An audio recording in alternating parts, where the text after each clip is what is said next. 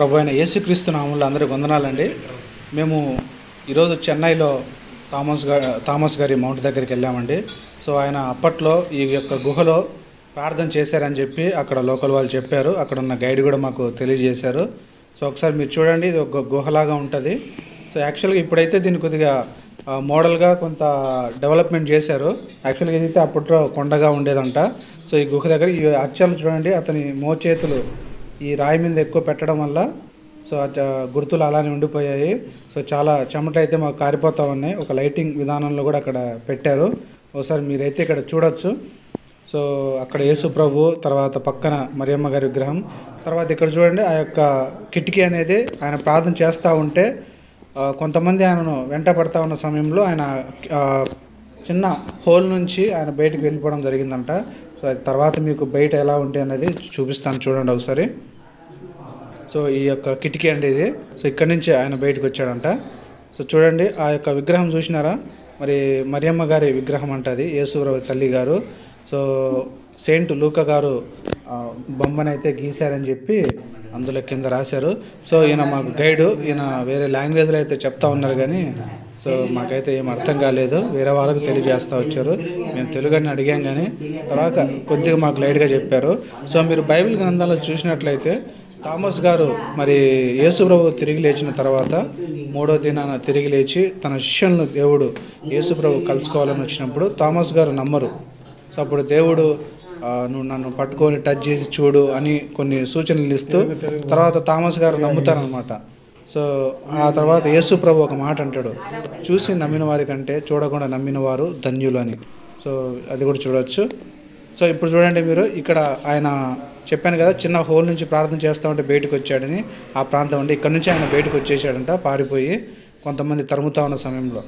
So తర్వాత మేము బయటకు అయితే వచ్చాము. ఇక్కడ ఒకసారి మీరు చూడండి, 12 మంది శిష్యులు అయితే వాళ్ళ యొక్క ఫొటోస్ కానీ అలా ఉంటాయి, మీరు ఒకసారి చెక్ చేయండి.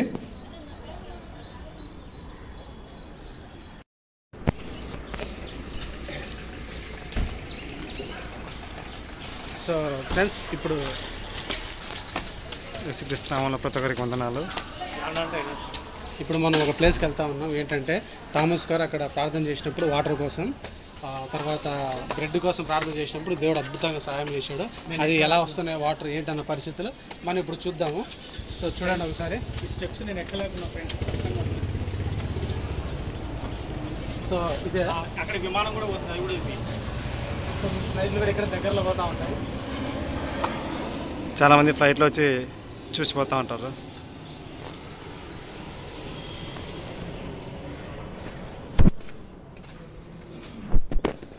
సో లోపలికైతే వచ్చామండి మేము. సో వెళ్తా ఉన్నాం. అంతా ఒక గుహ లెక్క ఉంటుందండి, చూడండి ఒకసారి. సో ఇక్కడ ఆయన అప్పట్లో యేసుప్రభు క్రాస్ ఇలా ఆయన వేశారని చెప్పి, మరి రాయితే వేశారో ఎలా వేశారో తెలియదండి.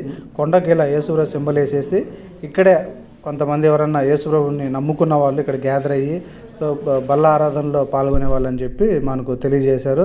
సో తోమ గారు గీసిన శిలువ గుర్తండి, చూడండి ఎర్ర ఇంకుతో వేశారు. సో అక్కడ పైన కూడా రాశారు క్రాస్ దగ్గర, మరి మీరు ఒకసారి చదవచ్చు పాజ్ చేసేసి. సో ఇదండి సిలువ అప్పట్లో ఆయన గీసినది. తర్వాత ఇదండి అప్పట్లో థామస్ గారు వాటర్ కోసం ప్రార్థన చేసినప్పుడు దేవుడు అద్భుతంగా మరి లోపల నుంచి వాటర్ ఇవ్వడం, సో వాళ్ళకు వాటర్ ఇబ్బంది లేకుండా దేవుడు అద్భుతాలు చేశాడని చెప్పి ఇక్కడ ఉంటుంది. సో ఇక్కడ ఇన్స్ట్రక్షన్స్ కూడా ఇచ్చారు, ఈ నీళ్ళు మీరు ఎవరు తాగకూడదు తీసుకోకూడదు అని చెప్పేసి. సో ఇప్పటికీ వాటర్ ఉన్నాయి. మరి ఇంతకన్నా మనకు ఏం రుజువు కావాలండి చరిత్రలో. సో చూడండి, ఒకవేళ మీరు ఖచ్చితంగా చెన్నైకి వెళ్తే మరి బడ్జెట్ ఏంటన్న విషయాలు కూడా మీరు చూడవచ్చు. సో వాటర్ అయితే తాగకూడదని చెప్పి ఇక్కడ బోర్డు వేశారు. మరి కాయిన్స్ కానీ ఏంటి కానీ వేయకూడదని మాకు ఇక్కడ నోటీస్ ఇచ్చారు.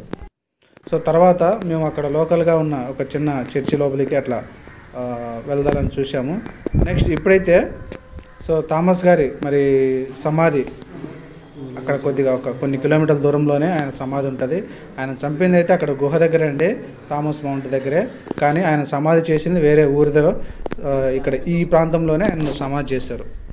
ఓకేనండి. సో ఇప్పుడు మనము ఆయన యొక్క సమాధి దగ్గర ఉన్నాము.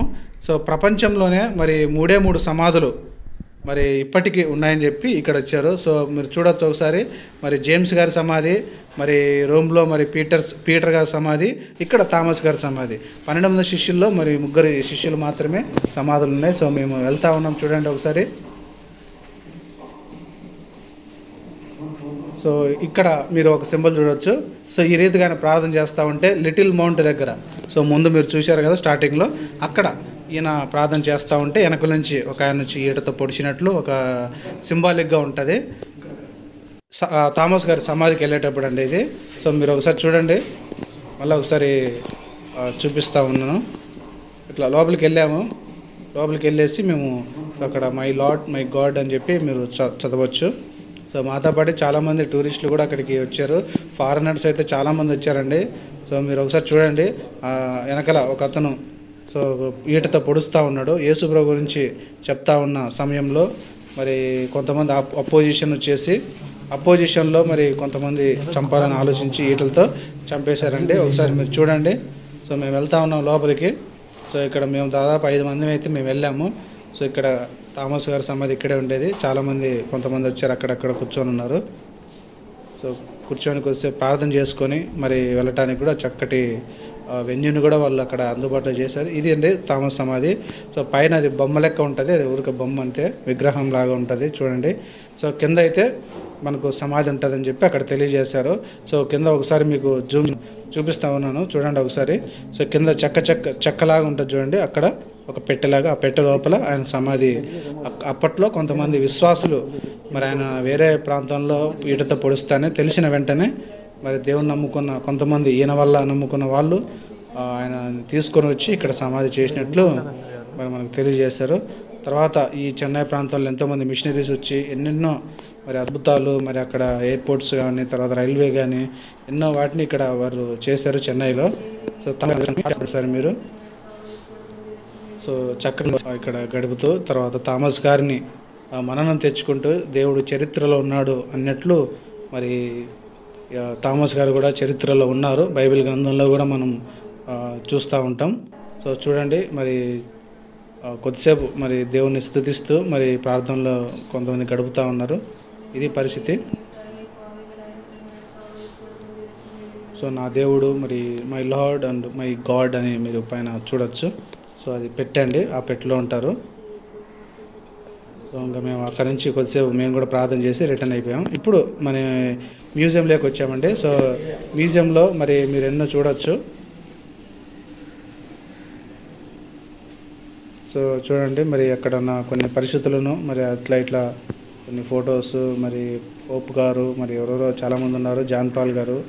మరి చూడండి ఒకసారి, ఈ అప్పట్లో మరి ఎంతో సేవ చేసిన వాళ్ళవి సంబంధించిన కొన్ని ఉంటాయి. సో తర్వాత మ్యూజియంలో కొన్ని మెటీరియల్స్ అయితే చాలా ఉంటాయండి.